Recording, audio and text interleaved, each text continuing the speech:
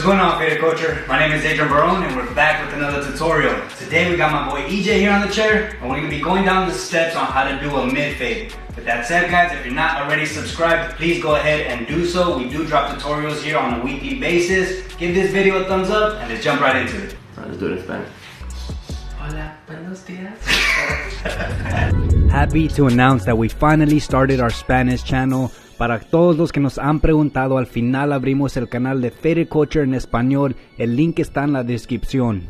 First tip I have for y'all guys is if your client comes in with any bed hair or hat hair, you always want to wet it and blow dry it to neutralize it to its normal position. We're going to go ahead and start with the number 6 lever completely closed.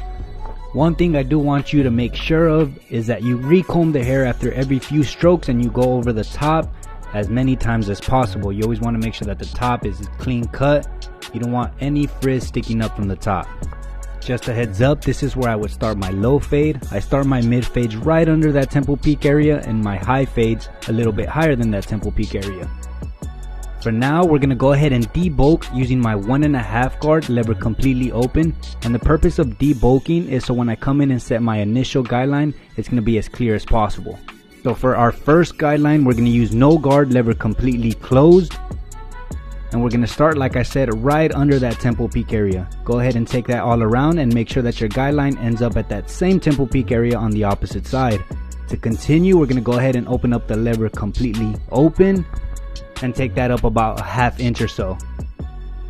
Now with the 1 guard lever still in that fully open position, we're going to repeat the process. Just make sure that your guideline does run parallel to the one underneath so your fade is even throughout. And continuing the process, we're going to go ahead and slap on that 1.5 guard. Again, the lever is going to stay completely open as we're setting up the canvas with these guidelines. Now with the number 2 guard, just take note how I'm flicking out from the parietal ridge area and I'm not digging in. Now with my number 3 guard, go ahead and continue the process. And the last guard that I will be using is the number 4.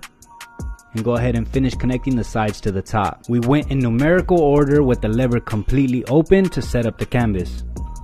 By now you should have 2 guidelines. The first one that we started with the lever closed and the second that we started with the lever completely open. We're going to go ahead and start with that second one and work our way down. Using my half guard, I'm going to go ahead and close the lever just slightly, putting it into what we like to call a 3/4 position. It's basically somewhere in between halfway and fully open. Just take note that this step is creating a faint line right above it. So now I am going to come in with my 1 guard, yet leaving that lever in that 3/4 position and just pick at that faint line right above it. And if you need to, go ahead and use the corners of your clipper so that we don't take this line up any higher than we need to. Most importantly, just take your time, especially if you're new to using the corners of the clipper. Now we're left with the last guideline, which is the first one that we created. It's going to take a 3-step process. And I'm going to show you how I break this 3-step process into just sides of the head. I'm going to focus just on the left side of the head. Notice how I started with the lever closed and now I have the lever halfway open. And finally, I'm going to go ahead and open up that lever completely. And just pick at that line, taking each step about a 1/4 inch up or so. And note here how I am using just a corner of the clipper to continue that blend. Now go ahead and repeat that same 3-step process. Just go ahead and focus on the back side and finish it off by just focusing on the right side. Again, use those corners to get into the tight areas without having to take the fade up any higher. Now at this point, I always recommend you take a step back and view your client from the mirror just to get a better look at it. And go ahead and start picking out at any dark areas. I like to use my half guard and I'm going to go ahead and put lever play as this always varies. And when you're done with that, go ahead and use your trimmer in a forward position to get closer to the scalp.